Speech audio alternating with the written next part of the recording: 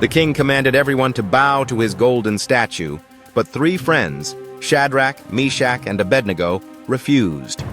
Defiance ignited the king's fury, and he ordered them thrown into a blazing furnace. As they faced the flames, they remained resolute, declaring their God could save them. But even if he didn't, they wouldn't bow.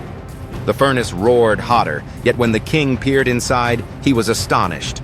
Not 3, but 4 figures walked unharmed in the fire. The fourth looked divine. Their unwavering faith not only saved them, but also led the king to recognize the power of their God. Stand firm in faith and watch the miraculous unfold.